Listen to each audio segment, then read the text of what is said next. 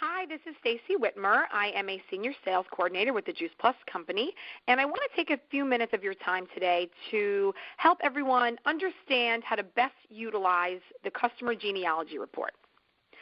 The Customer Genealogy Report is a comprehensive report that has the status of every customer in your franchise. And what I mean by status is, are they active? Have they reset their ship date? Are they canceled? Are they a declined credit card? It has a status of every single customer in your whole franchise, which is a really important part of managing our business every month. It also shows how the customer has paid and the frequency of shipments.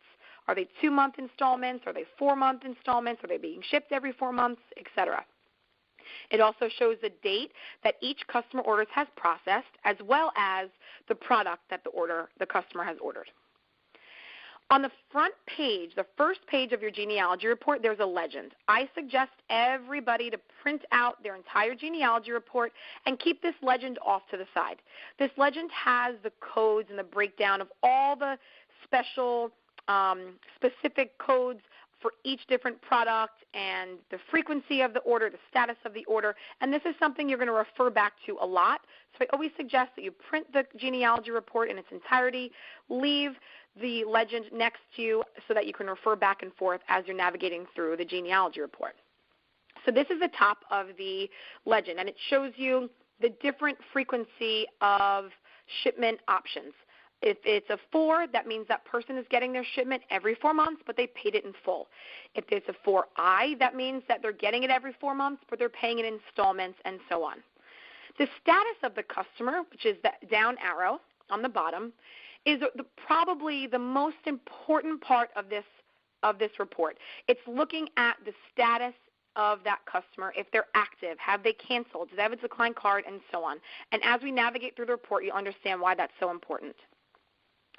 The other part of the report that you're going to see are the products linked directly to a customer. There's a code, the very far right of the genealogy report, there's a code, and each code stands for a product, and this is what the product is. Like I said, the legend is something you want to have very handy so that when you're looking at that customer and you see the product code, you can look at the legend, specifically understand exactly what that product is so that you can, maximize your customer engagement when you're having conversations.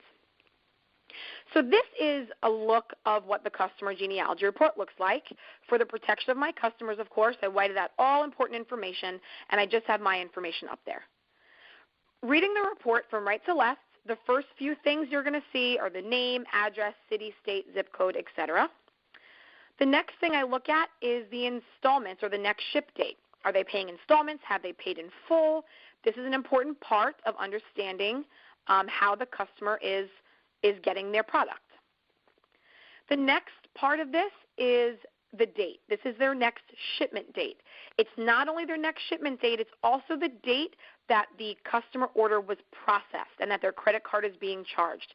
This is a really important thing to remember. As we're going through the month, if you ever want to understand how many more customers you have that are paying in installments and when those installment points are going to come through, you're going to look at this report, look at those dates, and the date that the customer's credit card was processed is this date here on the customer genealogy report, and that's why this is an important thing to know. The next arrow, the green arrow, for me green means go, shows the status of the customer. This is an action item. This is something that we need to be very aware of. The status of our customers can change at the drop of a hat, and we want to make sure we stay on top of what the status is. Are they active? Are they canceled? Have they declined? Do they have a declined credit card, and so on? We want to make sure that we pay very close attention to the status of our customers.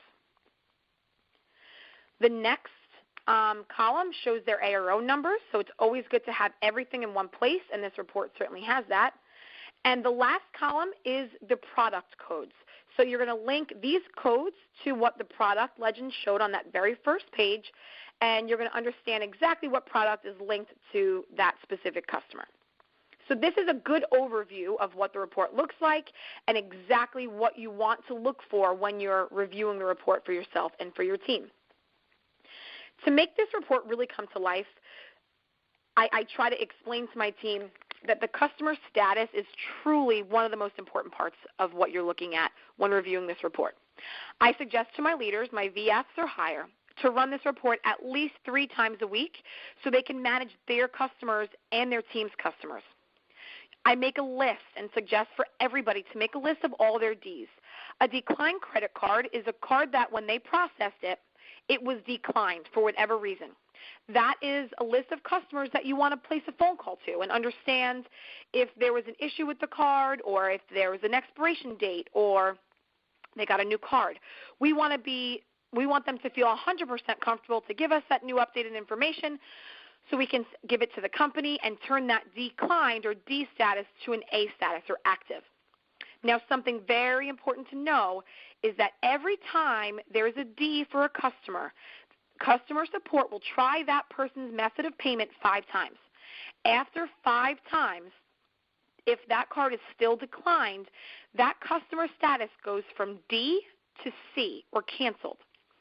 So that's why it is imperative to check this report at least a few times a week so that you can catch any of those Ds and turn them into A's as soon as possible.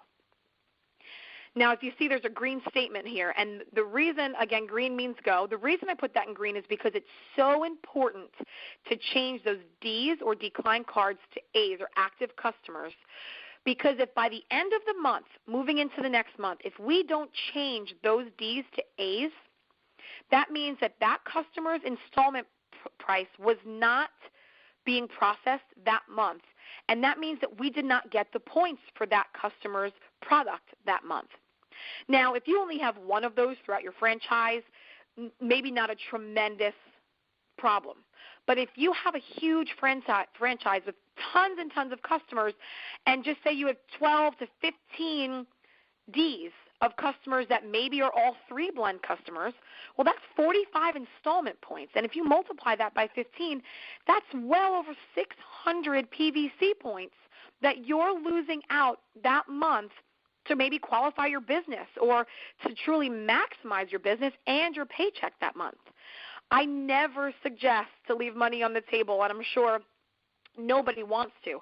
But the best way that we can manage our business and maximize our business every month and our paycheck is to stay on top of those declined cards, get them active as soon as possible so that we're getting those installment points, ultimately maximizing our month and our points every single month. I also suggest to my team to make a list of C or canceled customers. Why did they cancel? Did we know that they canceled? Was it just because their credit card was declined and they turned to cancel? And before you call that customer, I suggest calling customer service first.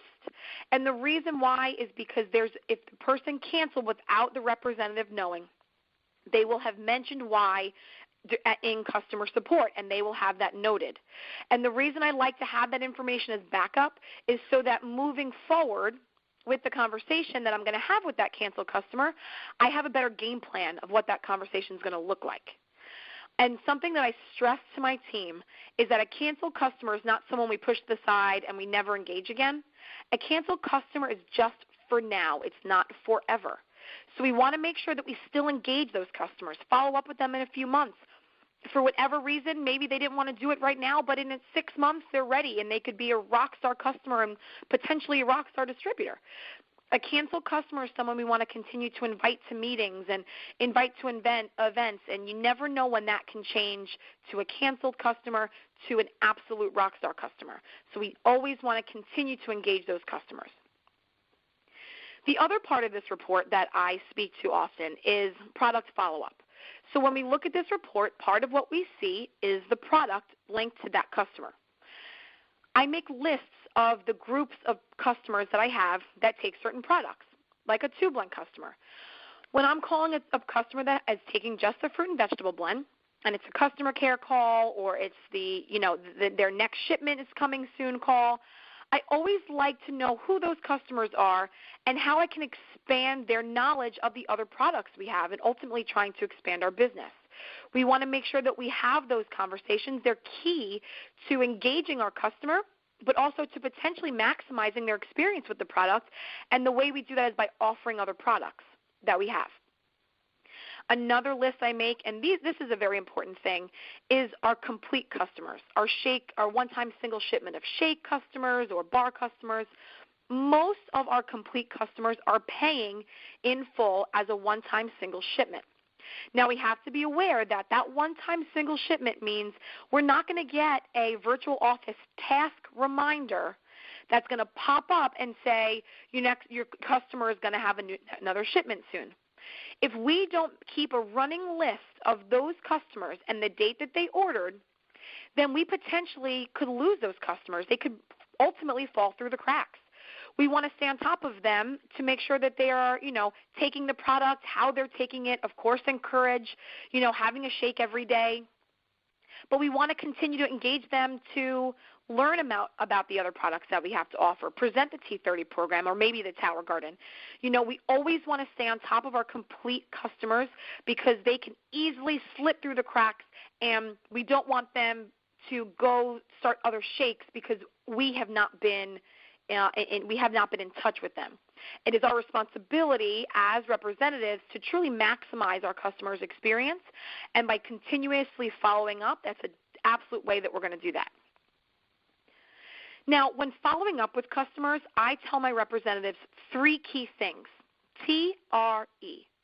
You want to thank them, you want to reinforce why they're taking the product, and you want to expand their business. That's ultimately how I suggest to my representatives and my distributors to have follow-up phone calls. We first want to thank them for being loyal customers. We then want to reinforce why they started taking Juice Plus in the first place, reinforce the absolute benefit and the total optimal health they're going to reach because they're making that amazing choice of taking Juice Plus every single day for themselves or for their family. But then we want to speak to them about the rest of our products. We want to expand our business.